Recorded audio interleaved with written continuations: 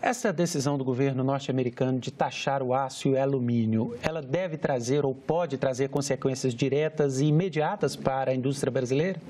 Pode sim. A decisão que entra em vigor nesta sexta-feira, já houve uma estimativa da própria CNI nos últimos dias de que ela pode afetar em até 3 bilhões de dólares as exportações de aço brasileira e até 144 milhões de dólares as exportações de alumínio. Então, a gente prevê um estrago grande se ela, de fato, entrar em vigor e num curto prazo a gente pode sentir as empresas brasileiras, as exportadoras, mas num médio prazo se prevê ainda um estrago um pouco maior.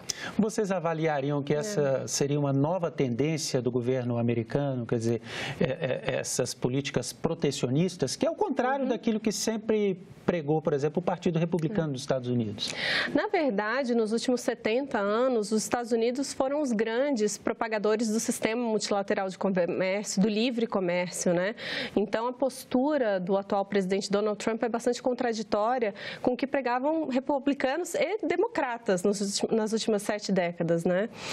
Parece ser uma tendência, sim, né? O Trump, todas as medidas que ele toma é sempre olhando para a balança comercial, né? Se é deficitária para os Estados Unidos em determinados setores ou com determinados países, então virá alvo das políticas de comércio dele, né? Então, parece sim ser uma tendência que vai prejudicar principalmente os próprios norte-americanos, porque a economia norte-americana é altamente internacionalizada, né? Aberta para o mundo e dependente do mundo, sobretudo da China, por exemplo, mas parece ser uma tendência, infelizmente, e preocupa nos efeitos sistêmicos que isso pode causar para o resto do mundo, né? O Brasil tem falado em negociar uma revisão dessa taxação para o Brasil, algo que ainda não está claro.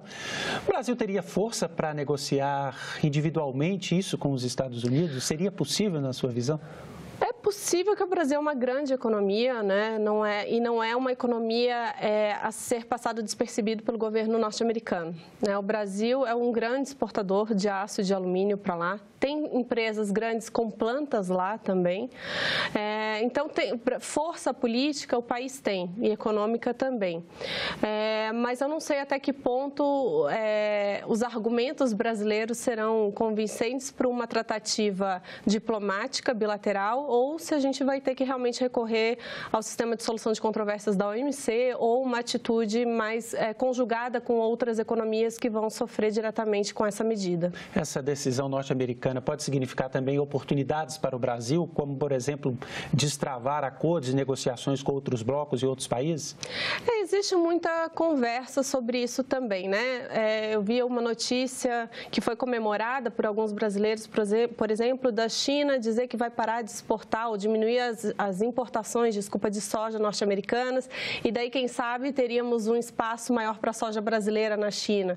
Mas isso, quando se coloca na prática, isso não é muito verdade. A economia chinesa e norte-americana é altamente dependente uma da outra, né? Tem uma relação muito íntima ali.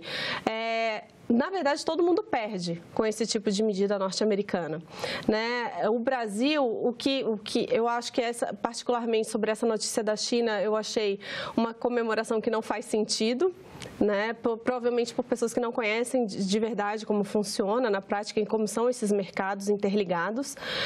Mas a gente tem aí parece que as negociações Mercosul e União Europeia devem chegar a um fim, né? Está se falando bastante nisso, existe uma disposição política muito grande para isso nas últimas semanas. Essa semana a gente tem equipe do Brasil no Canadá para avançar nas negociações Mercosul-Canadá. Existe ainda em andamento um aprofundamento do acordo de complementação econômica entre México e Brasil, que está em andamento, que é uma das prioridades brasileiras. Então, a gente tem aí uma série de outras movimentações, excluindo os Estados Unidos, que são interessantes também para o Brasil. Ou seja, no comércio, então, é importante que todos tenham economias abertas, né? Quer dizer, não se ganha sozinho, seria isso? Não se ganha sozinho, exatamente. Se a gente for lembrar um pouco, as duas grandes guerras, elas tiveram início por questões econômicas, por questões de comércio também. Não à toa, depois da Segunda Guerra Mundial, se criaram a FMI, Banco Mundial, o GATT, que é precursor da OMC. Então, todas as instituições para regular a governança econômica, comercial do mundo, né? Existe uma razão razão para isso. E a gente retroceder agora para uma política de toma lá da cá, de iniciativas unilaterais, todo mundo perde. Agora, você acredita que o governo Trump deve retroceder dessa decisão? Ou esse, de fato, é um caminho meio que impensado e que o governo vai levar adiante? Eu acho que ele deve levar adiante porque é possível, se estima, né? Eu não sou economista, mas economistas estimam que no curto prazo isso vai ter um resultado positivo para a economia americana. Mas num curtíssimo prazo, num médio e longo prazo, os efeitos serão sentidos. E a grande verdade é que essa medida específica para o aço e para o alumínio, ela não vai dar grandes resultados para a competitividade da indústria norte-americana, que já vem caindo nas últimas décadas.